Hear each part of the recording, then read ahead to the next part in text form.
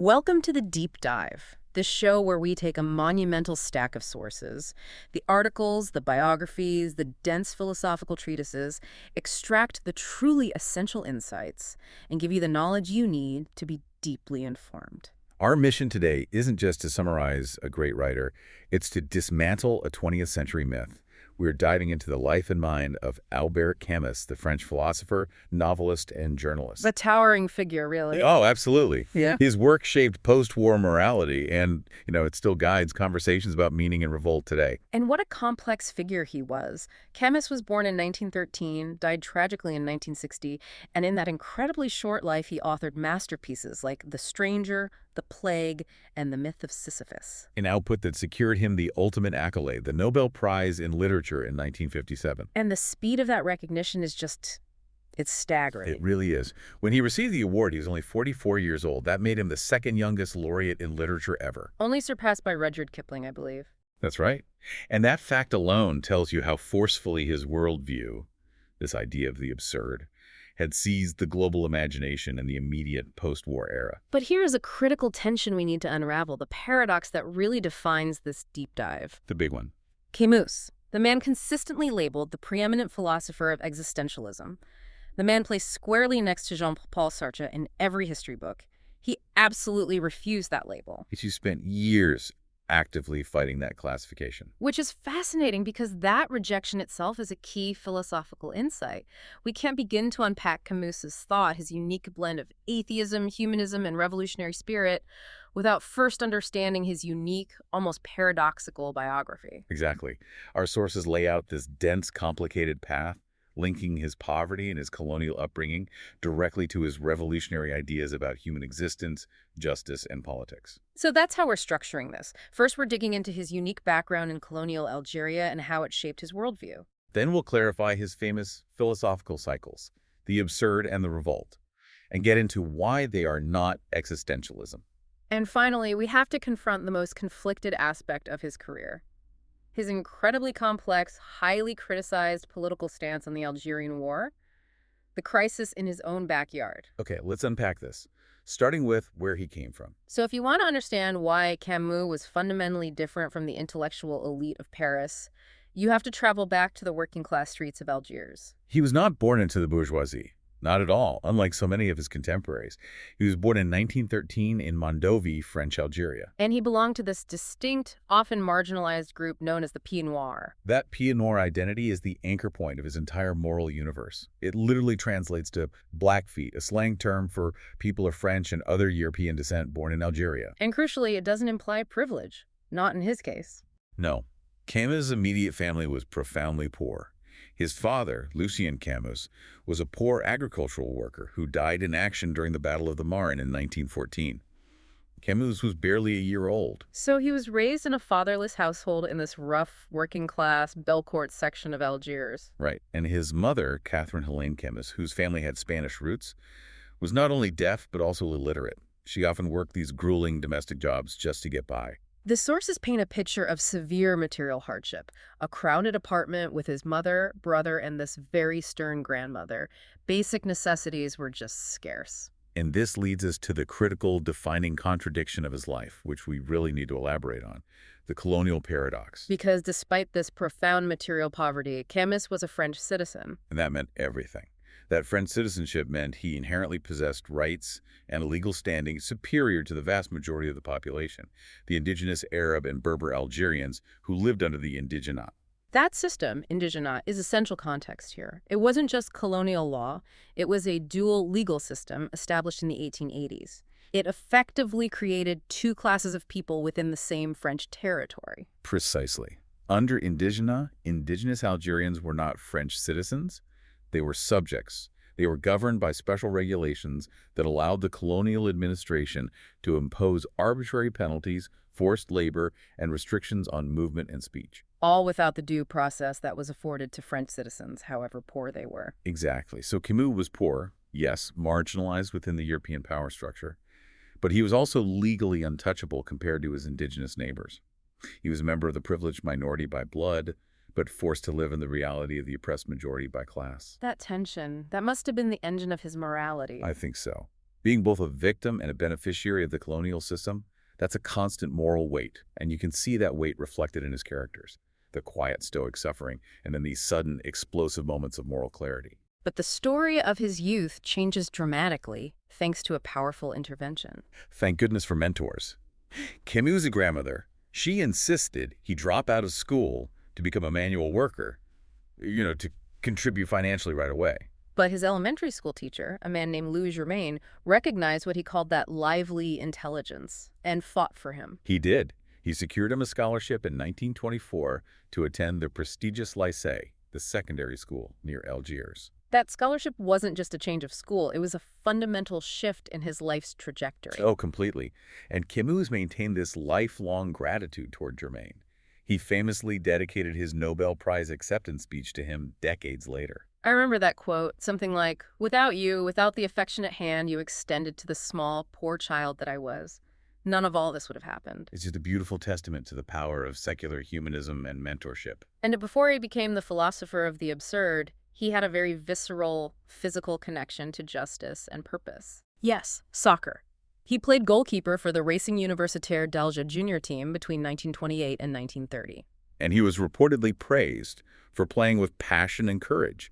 He wasn't just defending a goal, he was learning about ethics. I find that so fascinating because he explicitly drew parallels later on. He saw the simple, clear morality of football team spirit, fair play, clear boundaries, as this stark contrast to the complicated morality imposed by authorities such as the state and church. Exactly. It was a form of immediate decentralized justice, no bureaucracy needed for the referees, the ball was either in or out.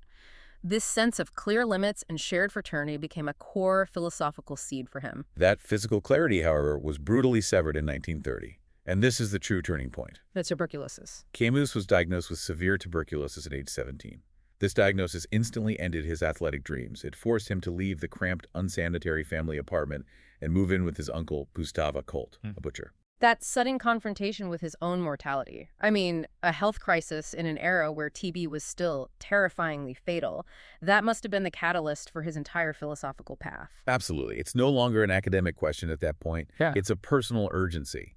The illness shifted his focus entirely to the intellectual world, and he was guided by a new mentor, his philosophy teacher, Jean Grenier. And Grenier didn't just teach him, he exposed him to the grand philosophical traditions. He did. Camus devoured the ancient Greeks, but he was especially influenced by the profound pessimism and atheism of Friedrich Nietzsche and Arthur Schopenhauer. That is the perfect combination for developing absurdism, isn't it? The Greeks give you the sense of human dignity and limit, while Nietzsche and Schopenhauer provide the diagnosis that the world itself lacks any transcendent meaning. And importantly, his reading wasn't limited to pure philosophy. He was deeply engaged with novelist philosophers. Stendhal, Herman Melville, Dostoevsky, Kafka. All grappling with profound existential alienation and moral responsibility. Which explains why Camus's philosophy is so accessible. It's always wrapped in story and concrete situations. He culminated this academic phase by earning his BA in philosophy from the University of Algiers in 1936 with a thesis on Plotinus and St. Augustine. So, Section 1 establishes the man. Poverty-stricken, morally conflicted by colonialism, grounded in a simple sense of justice from the football pitch, and forced into a premature confrontation with mortality. These elements are the crucible for his two great philosophical responses, the absurd and the revolt. And as his intellectual foundation solidified, Camus quickly transitioned into political and journalistic activism. He was driven by his immediate surroundings and the looming threat of global fascism. He was not destined for the ivory tower. No. In 1935, he made a seemingly paradoxical move by joining the French Communist Party, the PCF. And his motivation, as we noted, was explicitly non-doctrinaire. He wasn't drawn to Marxist dialectics or economic theory. He joined because he saw it as the most effective tool available to fight inequalities between Europeans and natives in Algeria. It was a means to a moral end. That pragmatic, humanistic approach was his downfall within the party, however. He viewed communism as a temporary springboard and asceticism that prepares the ground for more spiritual activities. But the party viewed him as insubordinate. Of course. Within a year, he was expelled from the Algerian Communist Party for refusing to toe the party line, particularly regarding the party's shifting stance on Arab nationalism. This expulsion is critical, isn't it? It solidified his lifelong mistrust of any centralized bureaucracy or ideology that prioritized efficiency or historical determinism over individual moral conscience and immediate justice. He realized the revolution could be just as totalitarian as the state it was fighting. So, driven by this deep anti-fascist, anti-authoritarian conviction, he immediately dove into journalism. In 1938, he began working for the leftist newspaper Alger Republican, A platform that allowed him to act as the moral voice of the oppressed. He exposed the harsh treatment of Arabs and Berbers and railed against authoritarian colonialism. The sources confirm he wrote a stinging series of articles in 1939 on the atrocious living conditions of the Kabylie inhabitants. A mountainous region of Algeria. Yeah. Yeah. This wasn't abstract philosophy. This was concrete, investigative journalism exposing the failure of French colonial rule to provide basic dignity. Then the outbreak of World War II just disrupts everything. After Alger Republican was banned in 1940, Camus moved to Paris. He tried to volunteer for the French army, but the tuberculosis diagnosis, it saved his life by disqualifying him. When the Germans invaded, he fled south, eventually marrying his second wife, the pianist and mathematician Francine Frère, in Lyon in late 1940. And while he was rejected from the regular army, he certainly didn't sit out the war. He settled in the French Alps for a period to recover from a relapse of TB, but by 1943 he was deeply embedded in the French resistance. He took immense personal risk. He served as the editor-in-chief of the outlawed resistance newspaper Combat, Working entirely under a pseudonym and false ID cards. This period was crucial. He was literally fighting totalitarianism with a pen. His philosophy was being tested and forged in the real world of moral crisis. And after the liberation of France, he continued writing for Combat under his real name, producing these powerful daily editorials that navigated the complex moral landscape of Reconstruction and accountability. His wartime experience led to works like Lettres à un ami allemand, Letters to a German Friend, where he tried to explain how the necessity of resistance could be a moral act even while maintaining humanistic values. And it was during this turbulent period, the late 1930s and early 1940s, that he structured his intellectual output into his famous 3 cycles. A testament to his methodical mind, even in chaos. Let's elaborate on those, because the cycles map perfectly onto his philosophical journey. We need to move beyond just listing the titles. Okay, so the first cycle is the absurd. It was mostly conceived before the war, published between 1942 and 1944.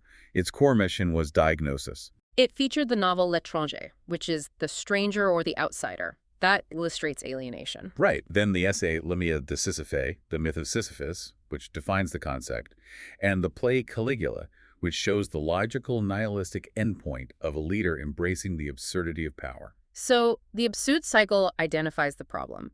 Man seeks meaning, the world gives silence. The war, the industrial-scale evil of Nazism, then forces the shift into the solution. Exactly. The war, which he often characterized as a moral plague sweeping Europe, birthed the second cycle, the cycle of revolt. This shift wasn't just theoretical, it was necessitated by history. This included the novel La Peste, the Plague, which explores communal resistance to arbitrary evil. And the definitive essay The Rebel, or L'Homme Révolté, which articulates the ethics of revolt. This cycle is all about moving from recognition of the absurd to moral action. Revolt. And post-war, Camus becomes an international icon. He's traveling, lecturing, a celebrity, placing him directly opposite figures like Jean-Paul Sartre in the intellectual arenas of Paris and beyond. And the contrast was immediate. Camus' background as a poor, sun-drenched colonial outsider. It just clashed with Sartre's Parisian bourgeois background. They're friends initially, right? Intellectual giants circling the same questions of freedom and meaning. They were.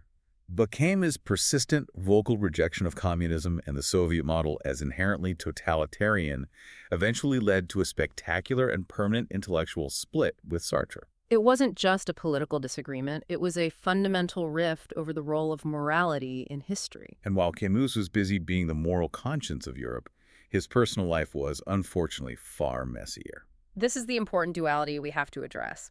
He was this towering moral voice in public, relentlessly championing justice and freedom. But his private life was fraught with human contradiction. He had numerous high-profile extramarital affairs, most famously with the Spanish actress Maria Casares. And the cost of this was immense. These personal failures led directly to a mental breakdown and subsequent hospitalization for his wife, Francine Frère, in the early 1950s. The sources indicate Camus was consumed by guilt, and he withdrew significantly from public life for a period. This personal torment provides deep context for his later works, especially The Fall, which is just saturated with themes of guilt, hypocrisy, and the human inability to judge others without first judging oneself. He explored human failings in his fiction because he lived them. Exactly. This duality, the moralist who is morally imperfect, makes his philosophy of acceptance and limited action all the more grounded in real experience. So now we arrive at the heart of his thinking. When we talk about Camus, we start with the absurd. But as we've established, Camus considered it a philosophical staging post, not the destination. Right. We have to be clear about what the absurd is and what it is not. So the core of absurdism is the diagnosis of the human condition. It's not nihilism. Not at all. Nihilism claims there is no meaning and therefore nothing matters. The absurd, as defined in the myth of Sisyphus, is the inescapable result of confrontation. The confrontation between our deep, innate human need for clarity, meaning, and unity. And the unreasonable silence of the world. The universe, indifferent and massive, simply does not answer our questions about why. It's a divorce, isn't it? A permanent separation between the human mind and the objective world. And this diagnosis immediately forces Camus to confront the ultimate philosophical question. The problem of suicide. Right. He famously opened the myth of Sisyphus with the assertion, there is only one really serious philosophical question, and that is suicide. Judging whether life is or is not worth living amounts to answering the fundamental question of philosophy. So once we realize this divorce, the absurd is permanent, Camus explores the three typical responses people often take to escape that paralyzing realization. And he rejects all of them. The first is physical suicide. He dismisses it because it is a renunciation of human values and freedom, an admission that the absurdity has defeated you. It ends the confrontation instead of living through it. The second and third paths are what he called philosophical suicide, the leap. This is where you try to escape the absurd through intellectual gymnastics. The second is the religious leap, leaping toward a transcendent divine meaning, like Kierkegaard's leap of faith. The third is the philosophical leap, leaping toward an all-encompassing system, like Marxist historical determinism. And Camus rejected these because they destroy the confrontation. They eliminate the absurd by inventing a meaning, which he found dishonest. Exactly. The true strength lies in continuing the confrontation. His solution, symbolized by Sisyphus, is to accept that the absurd is part of life and live in revolt against it. We must live with the limits, lucidly recognizing that our actions have no ultimate cosmic significance. Yet we must act anyway. Yes, he states that the absurd creates, in fact, a moral value. Okay, wait, let's slow down there. That is the critical nugget, but it needs a clear explanation. How does meaninglessness create moral values? Because the absurd is what sets the limit. Since we know there is no ultimate justification, no God, no historical endpoint, the only thing that matters is the human experience, the preciousness of life and consciousness. So when Sisyphus turns to walk back down the hill, he is lucidly aware of his fate. That moment of awareness, that freedom from illusion, is the maximum state of human dignity. Our moral values, our passion, our engagement, our solidarity, arise from the realization that life is fragile and limited, not because it is divinely commanded. That clarifies the shift entirely. The absurd, this individual confrontation, leads inevitably to the revolt cycle. Which is why Camus abandoned the absurd as his primary focus. He recognized it was merely the preamble to action. If the absurd is the individual standing alone against the silent universe, revolt is the recognition of a shared struggle. And the shift is articulated powerfully in his essay, The Rebel, culminating in that foundational ethical statement. I revolt, therefore we exist. Which is a phenomenal counterpoint to Descartes' I think, therefore I am. It is. Descartes defines individual existence through thought. Camus defines collective existence through shared moral action against injustice. The act of rebellion, for Camus, is the moment we recognize the boundary, the line crossed by the oppressor, and realize that we share this human condition with the victim. It's the recognition of a universal human nature that sets the limit on what is acceptable. It's the moral line drawn in the sand of meaninglessness. And this is where his intellectual break with Jean-Paul Sartre becomes insurmountable, isn't it? Because he rejects Sartre's existential view that existence precedes essence. Exactly. Sartre and Marxist-leaning existentialists believe that man defines himself purely through his historical actions and choices. Existence precedes essence. But Camus insisted that there is a fundamental shared human nature, a universal dignity and essence that imposes limits on what actions are permissible. So if Sartre says we are defined by what we do, Camus says we are defined by what we refuse to do in the name of our common humanity. That is a sharp practical difference. It explains his critical distinction between rebellion and revolution. A razor-sharp line. Rebellion, in Camus's terms, is the moral act of establishing limits. It's decentralized, spontaneous, and non-violent whenever possible. Whereas revolution, especially the totalitarian kind, is the attempt to achieve an absolute end goal, a utopian state, which invariably justifies sacrificing innocent lives on the altar of history. He believed that historical revolutions, particularly Soviet communism, inevitably become tyrannical because they replace the silence of the universe with the deafening voice of a dogmatic state, claiming absolute knowledge and absolute power. He insisted that historical rebellion must always be accompanied by morality. Always. The true rebel, he argued, must balance the inherent evil of the world with the intrinsic evil that every revolt carries, specifically avoiding unjustifiable suffering. The minute you kill an innocent person for a future utopia, you have fallen into the trap of metaphysical nihilism. You become the totalitarian you sought to overthrow. And we see this doctrine of moral limited action illustrated perfectly in The Plague. That novel is a masterclass in Camusian ethics. The characters, especially Dr. Roux as Jean Taurou, are confronted with an absurd, meaningless catastrophe, the outbreak of the bubonic plague. And Dr. Roux, who is an atheist like Camus, doesn't fight the plague because of some grand meaning or religious belief. He fights it because he is a doctor and it's his job. It's a simple, immediate human solidarity. This is revolt in action. Roux never asks why the plague exists. He only asks how to combat it now. He's the archetype of the absurd hero who has moved into moral action. And then you have Jean Taurou, who explicitly says he seeks to become a saint without God. A saint without God, I love that. Taurou defined his life by his commitment to refusing anything that causes unjustified death. He dedicates himself to fighting the plague, not out of hope for a cure, but out of recognition of their common vulnerability. They are living examples of I revolt, therefore we exist. Yes. They find their moral essence not in the universe, but in the shared experience of suffering, which demands mutual aid and limited concrete action. And this philosophy is the foundation of his political life, which only grew more conflicted as the 1950s began. Camus's entire political worldview can be boiled down to his insistence that morality must always precede and guide politics. He was fundamentally a moralist, isolated between the major political camps of his time. A very lonely figure in post-war Paris because he stood against the dominant intellectual tide. By the 1950s, many intellectuals embraced the classical Marxist view that historical and economic relations define morality. And Camus just flipped that. He argued that any political action, regardless of its end goal, must be constrained by pre-existing moral boundaries. This moralism made him a fierce opponent of totalitarianism in all its forms.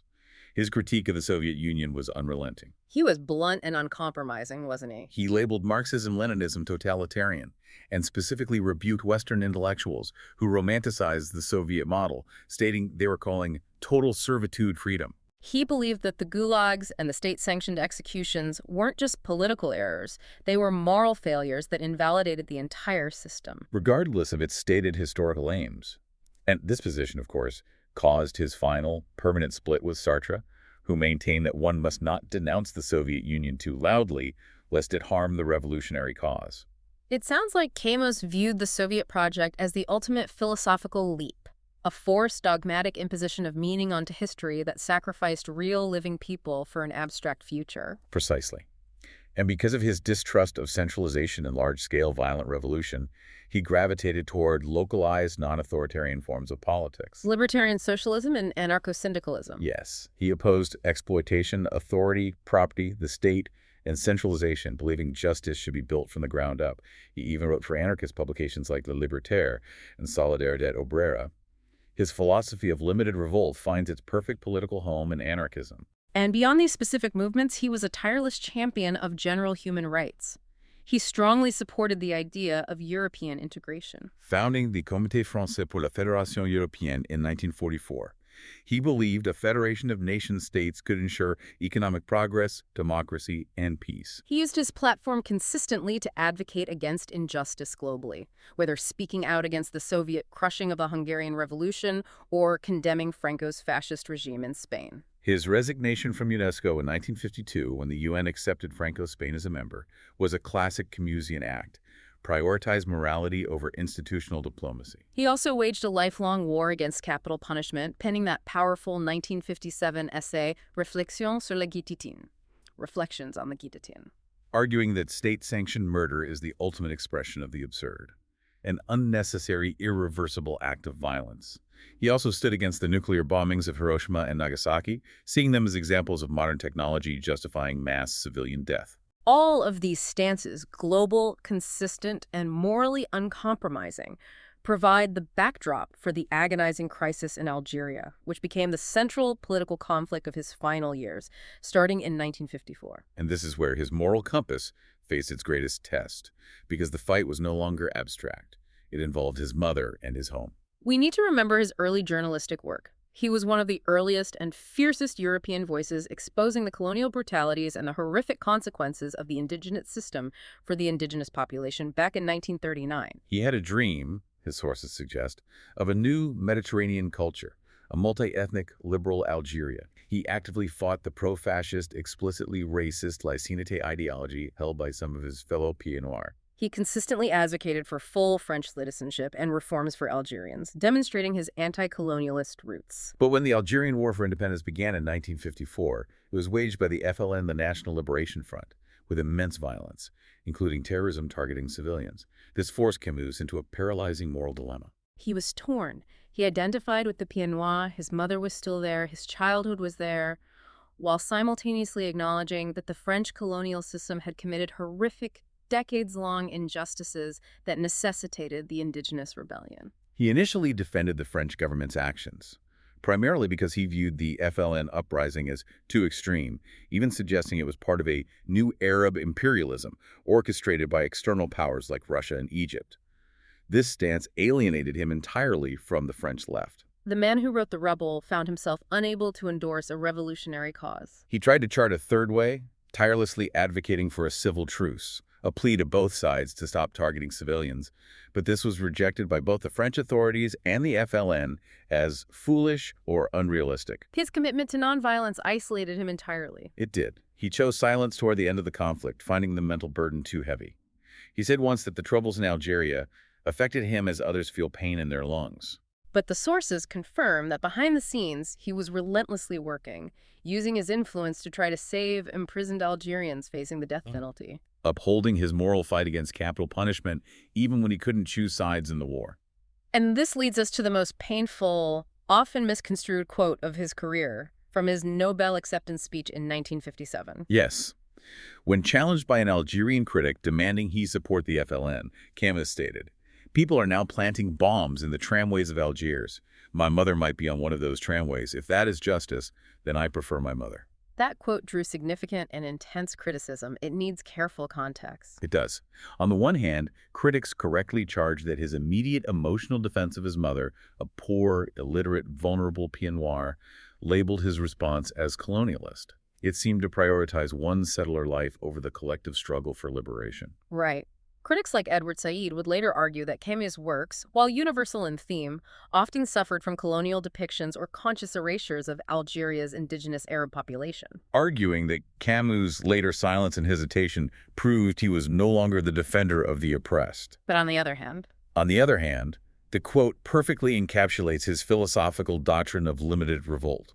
For Camus, the moment the revolution sanctions the murder of innocent civilians, like his mother, who represented the poor, marginalized people he always fought for, it loses its moral authority.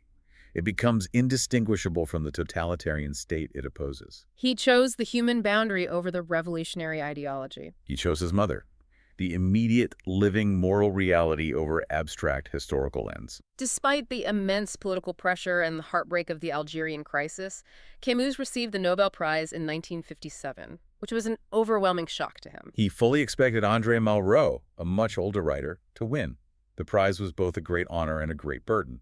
However, the prize money did give him financial freedom, which allowed him to pursue his lifelong passion for theater. He used the funds to adapt and direct Dostoevsky's novel Demons in Paris in 1959. A play focused on political nihilism and revolutionary excess. So you can see his ongoing concerns about ideology right there. He also dedicated himself to promoting other moral voices. He founded the series Espoir Hope, for his publisher, Editions Gallimard, where he posthumously published the works of the philosopher Simone Weil. He revered her. He called her the only great spirit of our times, viewing her writings on oppression and spiritual resistance as a crucial antidote to contemporary nihilism.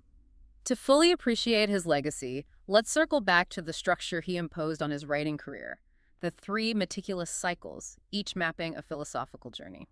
So we have the first cycle, the absurd, the stranger, alienation, the myth of Sisyphus, the diagnosis, and Caligula, the nihilistic consequences. Then the second cycle, revolt, the plague, communal resistance, the rebel, the theory and moral limits of revolt. And his final, most searing moral statement, the fall. This book deserves more than a passing mention. It is saturated with the guilt and hypocrisy that Camus felt over his own contradictions. His public moral standing versus his private failures. The hypocrisy of the anti-colonialist pied-noir who couldn't fully support the revolution. It's a confessional novel narrated by Jean-Baptiste Clémence, a former Parisian lawyer who now lives in self-exile in Amsterdam, calling himself a judge penitent. Clémence embodies the difficulty of modern judgment. He confesses his past life of self-deception and moral vanity, detailing an incident where he failed to save a woman who drowned herself.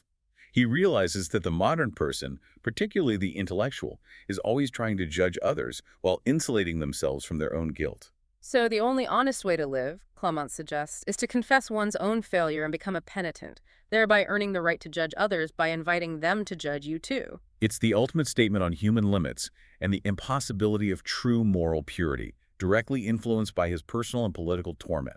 It provided the emotional resolution he couldn't find in political action. And then, suddenly, silence. Albert Camus died instantly in a car accident on January 4, 1960, near Villeblevin, France. He was 46 years old. He was a passenger in his publisher Michel Gallimard's luxurious Facel Vega FV2 when the car lost control on a long, straight stretch of road and crashed violently into a plane tree. Gallimard died 5 days later. The manner of his death is profoundly ironic, isn't it? A man who explored the problem of suicide, only to be taken by a random, brutal, absurd accident. It was the universe providing the ultimate, meaningless, silent ending to the philosopher of the absurd. And what makes his tragedy particularly poignant is what was recovered from the wreckage. Police found 144 pages of the handwritten manuscript for his unfinished, highly autobiographical novel, Le Premier Homme, The First Man. Camus had predicted this work, focused on his childhood and the poverty of the pied-noirs in Algeria, would be his finest. And when it was posthumously published in 1994, it gave us the clearest, most intimate look at the moral origins of Camus' conflict. It was his attempt to fully reconcile his love for his family and the land with the colonial history he intellectually abhorred. Though his career was cut short, his influence is vast. Jean-Paul Sartre, his great intellectual rival, wrote a moving eulogy, paying tribute to Camus's heroic and unwavering stubborn humanism. And his work endures because his skeptical humanism, his unwavering support for political tolerance, dialogue, and civil rights. It remains a moral necessity. The fact that interest in his specific non-totalitarian critique, his leanings toward anarcho-syndicalism resurfaced globally after the collapse of the Soviet Union, shows that his moral road for the left provides a viable, ethical alternative even today. So if we synthesize this vast material and pull out the 3 essential takeaways about Albert Camus, we have to start with the biographical context. His philosophy was uniquely forged in the fire of his specific poor pied-noir background in Algeria. His moralism started not in the salons of Paris, but in the social reality of the indigenat system, which granted him legal privilege despite his economic struggle. Second, we must remember the philosophical journey. Absurdism, the confrontation between human need and the silent world, was a necessary starting point, a diagnosis leading directly to his core principle of revolt. He rejected the existentialist label because his belief in a universal human nature meant he refused to sacrifice human dignity for historical or religious dogma. And third, his politics were defined by his non-negotiable moral criticism of all forms of totalitarianism. His insistence on limiting violence made him a lonely voice during the Algerian War, where his commitment to the immediate moral reality of protecting his mother clashed with the brutal logic of revolutionary terrorism. Ultimately, Camus posed the foundational question that still defines modern life. Is it possible for humans to act in an ethical and meaningful manner in a silent, meaningless universe? His affirmative answer, built on the structure of absurdity leading to rebellion, is his enduring gift. He believed that the awareness of the absurd mandates the recognition of a common human condition, and this in turn creates the moral values that must set the limits of our actions. That notion of limited moral rebellion is the essential legacy. We know Camus rejected revolutionary terror because it sacrifices innocent lives on the altar of history. So given his belief that the experience of the absurd mandates the recognition of a common human condition, I revolt, therefore we exist, how might Camus today apply his principle of limited moral rebellion to issues of global conflict, where the combatants are often separated by vast digital or technological divides, obscuring the common human face of the victim? Something for you to ponder as you look beyond the text.